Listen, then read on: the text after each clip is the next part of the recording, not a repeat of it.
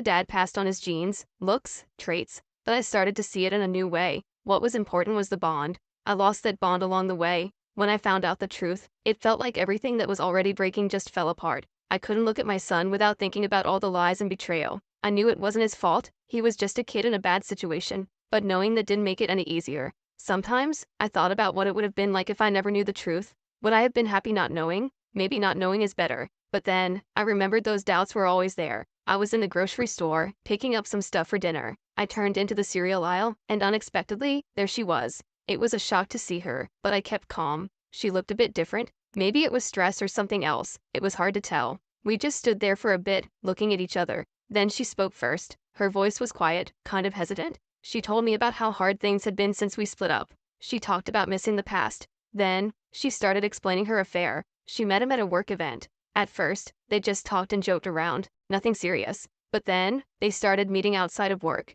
She said it was exciting at the time, something different from our normal life. She told me that she never planned for it to go as far as it did. They would meet up whenever they could, and she would make up stories about where she was. It was easy at first, but it got harder to keep everything straight. Then, she got pregnant. She was scared and didn't know what to do. She thought about telling me the truth, but she was too afraid of losing everything. So she decided to pretend like everything was fine and hoped I wouldn't find out. She said the affair ended not long after our daughter was born. She realized she had made a huge mistake, but by then, it was too late. Everything had already fallen apart. Hearing all this, I didn't know what to feel. I was angry and upset, but also a bit relieved to finally know the truth. It didn't make things better, but at least I wasn't in the dark anymore. We didn't talk much after that. There wasn't much left to say. I just paid for my groceries and left, thinking about everything she had told me. A few weeks before the court date, my lawyer and I spent a lot of time getting ready. He first went through the petition I had filed, asking me to explain things about my marriage and the paternity tests. His questions were direct, mostly about what happened and when.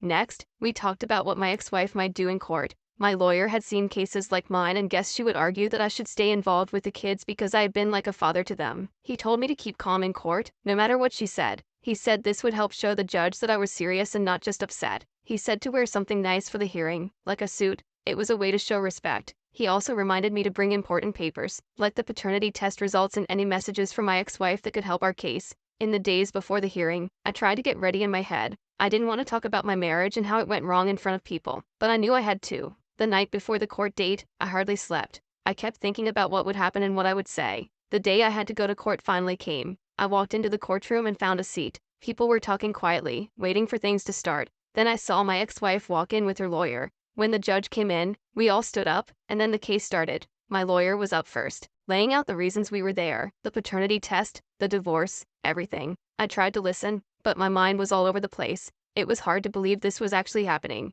Then it was my ex-wife's lawyer's turn. He was good at his job, talking about our marriage and the kids, trying to challenge what my lawyer had said. I wanted to argue back, defend myself, but I just sat there. The back and forth between the lawyers and the judge felt like it went on forever. Sometimes I looked around the room, wondering what all the other people were thinking. It was a strange feeling, having them all listen to such personal stuff. After what felt like hours, the judge said we were done for the day. He didn't decide anything yet, just mentioned he needed to think about everything he'd heard. The next day, the judge started talking almost immediately, going over the details of the case. Then he said it. My petition for disestablishment of paternity was granted. I wasn't the legal father anymore. The judge talked about the evidence, the tests, the legal reasons behind his decision. I heard him, but it didn't really sink in. I looked over at my lawyer, who gave me a nod, as if to say we'd won. It's now been 2 years since I walked away from what I once called my family. I moved to a different city, a smaller place where nobody knows my story. It suits me just fine. I haven't spoken to my ex-wife since the divorce was finalized.